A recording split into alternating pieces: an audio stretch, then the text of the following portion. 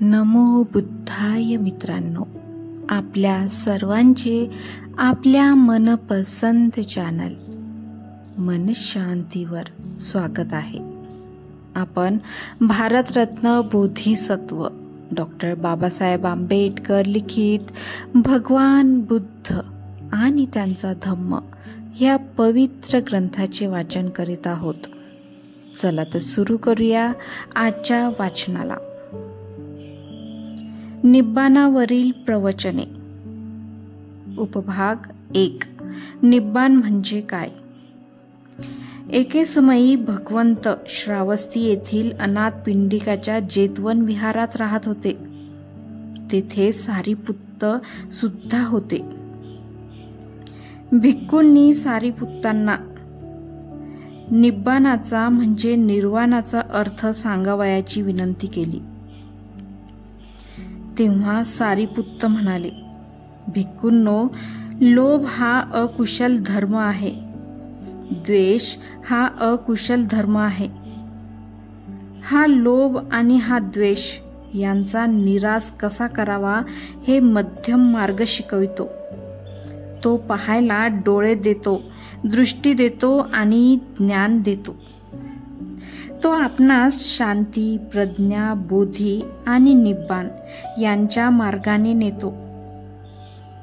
तो मध्यम मार्ग कोणता? तो अष्टांग मार्गापेक्षा वेगळा नाही. सम्यक दृष्टी, सम्यक संकल्प, सम्यक वाचा, सम्यक कर्म, सम्यक उपजीविका, सम्यक प्रयत्न, सम्यक स्मृती आणि सम्यक समाधी हाच मध्यम मार्ग होय. क्रोध, दुष्टबुद्धी, द्वेष, मत्सर, कृपणता, लोभ, ढोंग, कपट, उद्धटपणा, गर्व, सुस्तपणा हे सर्व अकुशल धर्म आहेत. गर्व, प्रमाद यांचा निराश करण्याचा मार्ग मध्यम मार्ग होय. तो पाहायला दृष्टी आणि ज्ञान देतो.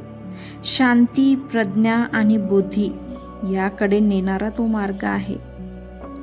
आर्य अष्टांगिक मार्गाचे दुसरे नाव निर्वाण होय. त्या महास्थवीर सारीपुत्ताच्या भाषणाने ते भिक्खू आनंदित झाले व त्यांनी त्याचा स्वीकार केला. उपभाग 2. निब्बाणाची मूल तत्वे. एकदा आदरणीय राधस्थवीर हे भगवंतांकडे आले आणि त्यांना अभिवादन करून बाजूला बसून भगवंतांना त्यांनी प्रश्न केला, भगवान, निब्बाण निर्वाण म्हणजे काय? निब्बाण म्हणजे विकारापासून मुक्ती. भगवान, परंतु निब्बाणाचा उद्देश काय? निब्बाण स्थितीत राहून पुण्यशील जीवन जगता येते. निब्बाण हेच निब्बाणाचे ध्येय होय. निब्बाण हेच साध्य होय. एकदा भगवंत श्रावस्ती येथील अनाथ पिंडिकाच्या जेतवनात वास करीत होते. त्यावेळी भिक्खूंना बोलवून ते म्हणाले, भिक्खू हो. आणि भिक्खूंनी उत्तर दिले, भगवान. आणि भगवान त्यांना म्हणाले, निष्ठेकडे ओढून नेणारी मी तुम्हाला शिकविलेली 5 बंधने भिक्खूंनो तुम्हाला आठवतात का? यावर स्थवीर मालुक्यपुत्त भगवंतांना म्हणाले, भगवान, ती 5 बंधने मला माहीत आहेत. मालुक्यपुत्ता, ती कोणती ते सांगा. भगवंत, मला आठवते की आपण सांगितले होते की सक्काय दिठ्ठी म्हणजे हे शरीर मी आहे. विचिकित्सा म्हणजे मानसिक अस्थिरता. शील, व्रत, परामास म्हणजे धार्मिक कर्मे आणि विधी यावर सर्व काही अवलंबून आहे असे मानणारी नैतिक सदोषता. काम, राग म्हणजे इंद्रिय सुखाने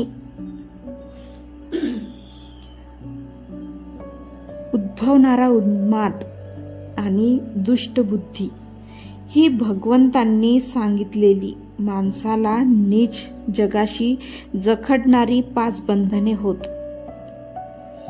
आणि ही 5 बंधने भगवान मला माहीत आहेत. मालुक्य पुत्ता, कोणाच्या अनुषंगाने ही 5 बंधने मी सांगितली हे तुला माहीत आहे का? अन्य मार्गाचे अनुयायी अर्भकाचे उदाहरण देऊन पुढील प्रमाणे बोलून तुला नावे ठेवणार नाहीत का? मालुक्य पुत्ता, अर्भकावस्थेत आपल्या पाठीवर लोळणाऱ्या अबोध बालकाचे शरीर अविकसित असते. मग त्याच्या ठिकाणी सक्काय दिठ्ठी शारीरिक जाणीव कशी निर्माण होईल? तरी पण हे खरे आहे की सक्काय दिठ्ठीचा अंकुर त्याच्या ठिकाणी सुप्तावस्थेत असतोच. मालुक्य पुत्ता, त्याचप्रमाणे आपल्या पाठीवर लोळणाऱ्या या अबोध अर्भकाचे मन अविकसित असते. त्याच्या ठिकाणी विचिकित्सा म्हणजे मानसिक अस्थिरतेची अवस्था कशी उद्भवणार? हे खरे की तरी सुद्धा त्याच्या ठिकाणी अस्थिरतेची वृत्ती सुप्तावस्थेत असतेच. मालुक्य पुत्ता, त्याप्रमाणेच ते अर्भक शिलाविषयी अनभिज्ञ असते. ते नैतिक आचार कसा करणार? त्याच्या ठिकाणी धार्मिक विधी आणि कर्मे यावर अवलंबून राहण्याची नैतिक सदोषता कशी आणणार? तरी सुद्धा त्याच्या ठिकाणी ती वृत्ती सुप्तावस्थेत असतेच. मालुक्य पुत्ता, त्या अर्भकाच्या इंद्रिय वासना अविकसित असतात. मग इंद्रिय सुखापासून उद्भवणारा उन्माद ते कसा जाणणार? परंतु तशी वृत्ती सुप्तावस्थेत त्यांच्या ठिकाणी असतेच. शेवटी हे मालुक्य पुत्ता, त्या अर्भकाच्या दृष्टीने दुसऱ्या जीवांना अस्तित्व नाही. मग ते प्राणीमात्रासंबंधी आपल्या मनात दुष्ट बुद्धी कशी धरणार? परंतु तशी वृत्ती त्यांच्या ठिकाणी सुप्तावस्थेत असतेच. मालुक्य पुत्ता, ते अन्य पंथाचे अनुयायी अशा रीतीने लहान अर्भकाचे उदाहरण देऊन तुला नावे ठेवणार नाहीत का?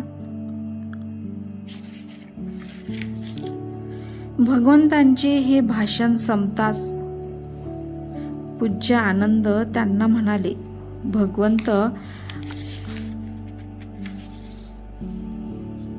आता वेळ झाली आहे.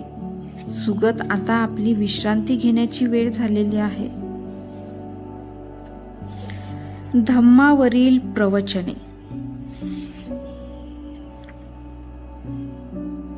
सम्यक दृष्टीला प्रथम स्थान का द्यायचे असते? अष्टांग मार्गापैकी सम्यक दृष्टी हे श्रेष्ठतम तत्व आहे. सम्यक दृष्टी ही श्रेष्ठ जीवनाची प्रस्तावना आणि गुरुकिल्लीच होय. सम्यक दृष्टीचा अभाव हे सर्व पापांचे मूळ होय. सम्यक दृष्टीचा विकास व्हायला हे आवश्यक आहे की माणसाने त्याच्या जीवनातील प्रत्येक घटनेस ती प्रतित्य समुत्पन्न असल्याची मानावयास पाहिजे. सम्यक दृष्टीचा अर्थच असा आहे की प्रतित्य समुत्पन्न नियमास म्हणजे कार्यकारण भावाच्या नियमास जाणणे.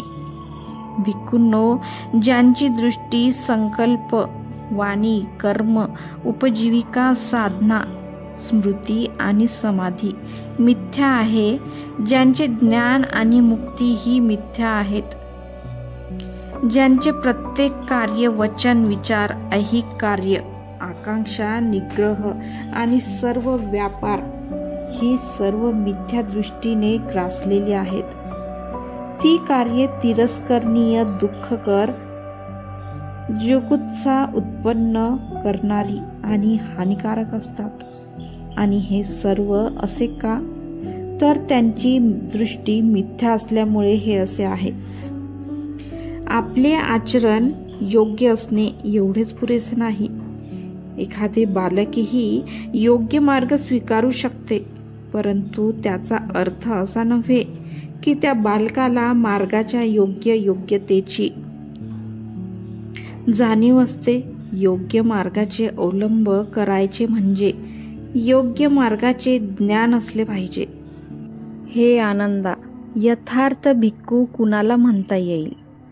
बुद्धिपूर्वक कोणते कार्य शक्य आहे, कोणते अशक्य आहे, हे ज्ञान ज्याला झाले आहे त्यालाच यथार्थ भिक्खू म्हणता येईल. मित्रांनो, आजचे वाचन आज आपण इथेच थांबवूया. धन्यवाद.